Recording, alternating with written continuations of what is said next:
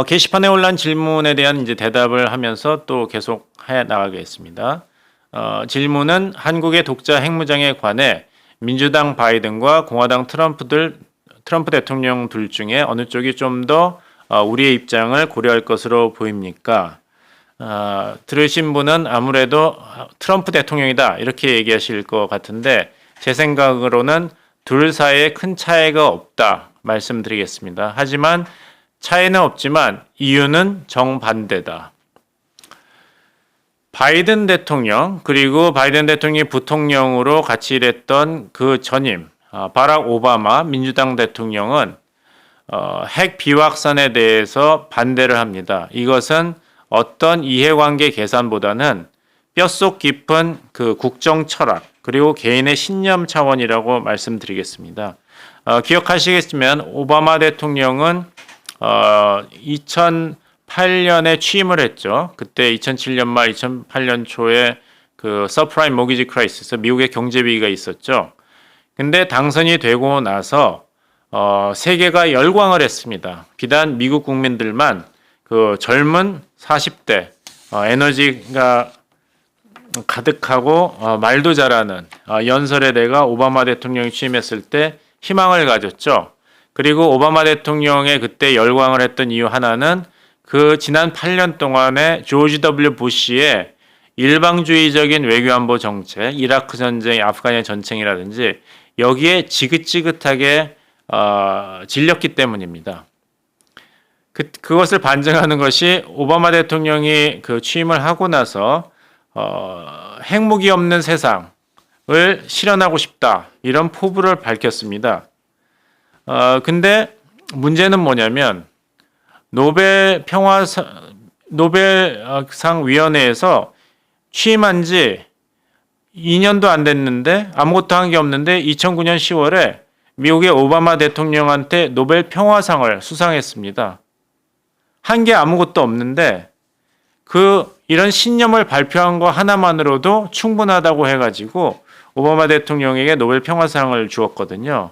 그래서 그때 워싱턴 포스트지조차도 사설에서 이것은 모두를 당황하게 만든 이상한 노벨 평화상이다 이런 얘기까지 했어요. 말만 해도 평화상을 주냐.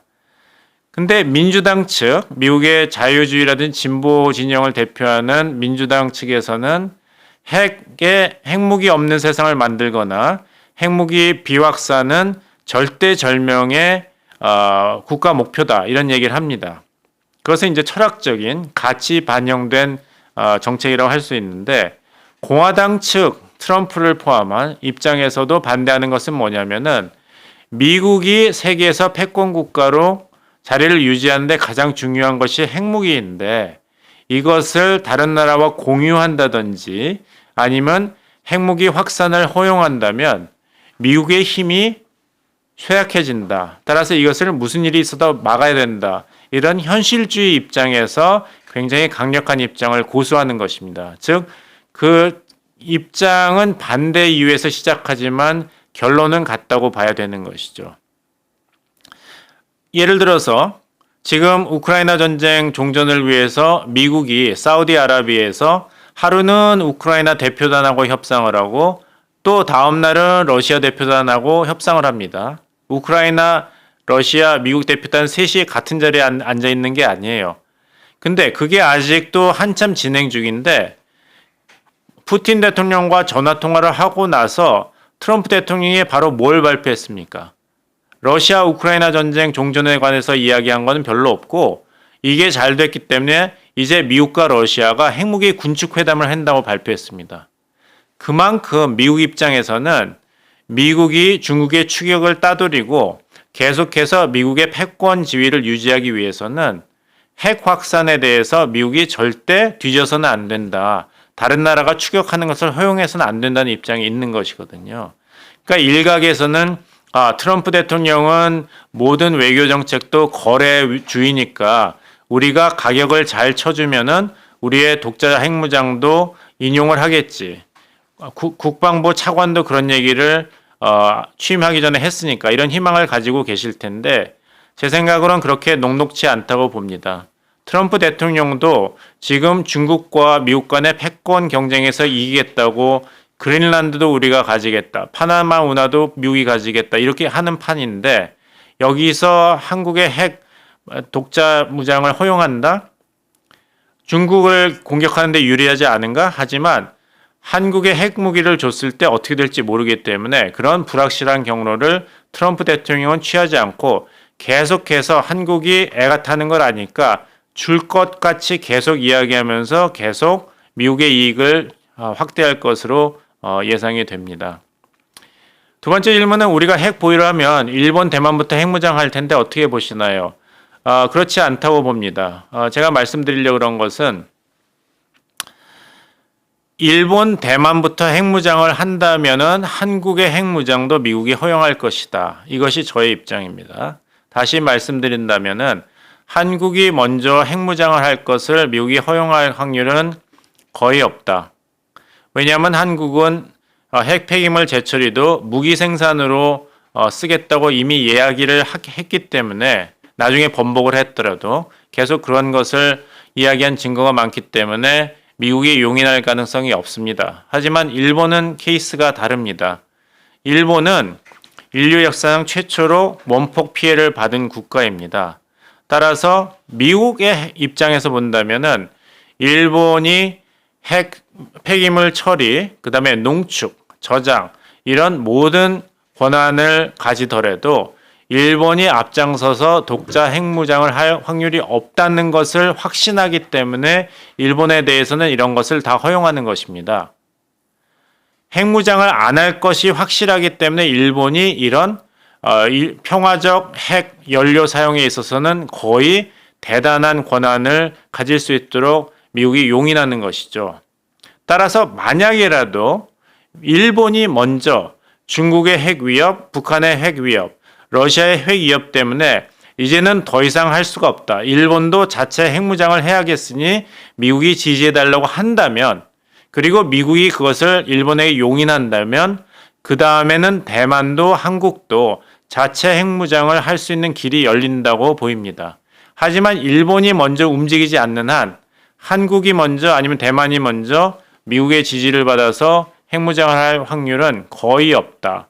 따라서 이따 더 말씀드리겠습니다만 보수 진영의 정치인들이 한국도 이제 핵무장을 시도해야 된다. 아니면 적어도 일본 수준의 핵 폐기물 재처리라든지 농축 권한을 미국으로부터 용인받아야 된다는 주장이 있는데 그것은 전제를 정확하게 보지 못한 잘못된 판단이라는 것이 저의 생각입니다.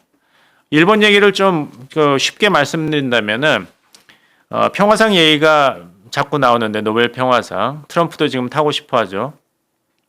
본인이 유럽에서 전쟁 하나 끝내고 중동에서 전쟁 하나 끝내고 또 아시아에서 한반도에서 비핵화를 이루면은 내가 노벨 평화상 타지 못할 이유가 무엇이냐?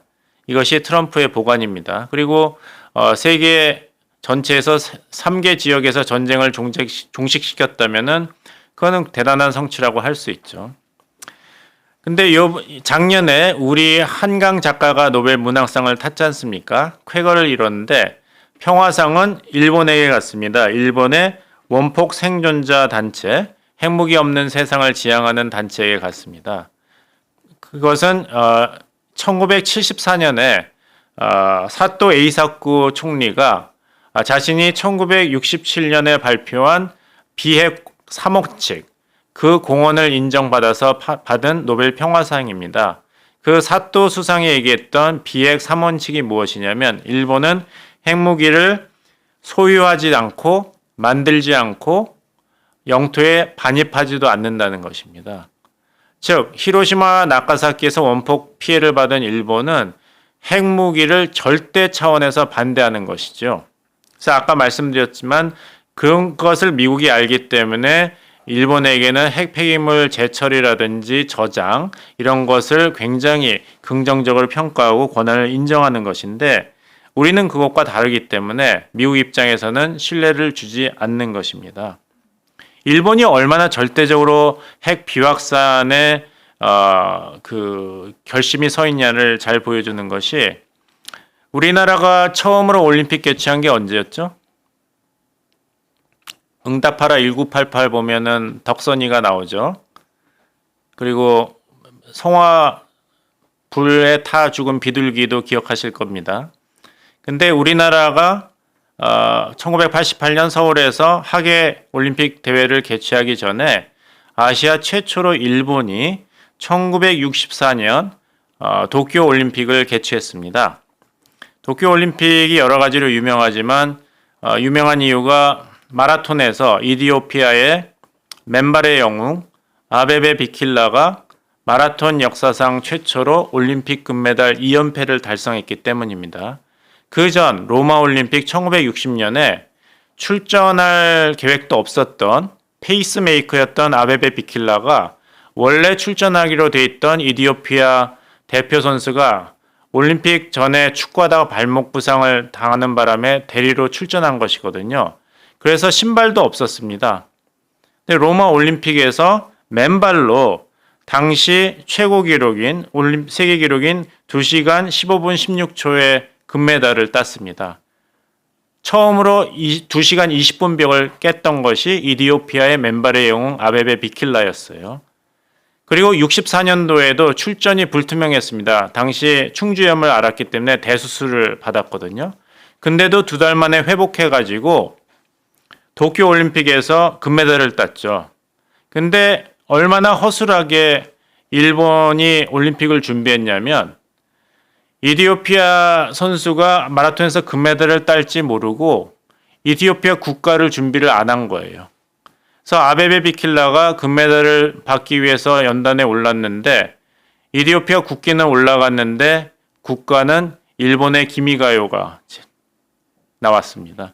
그런 예도 있는데 당시 1964년도 도쿄올림픽에 마지막 성화 봉송자가 1945년 여름 히로시마에서 원폭이 떨어졌을 때 태어난 당시 와세다 대학교의 남학생이었습니다.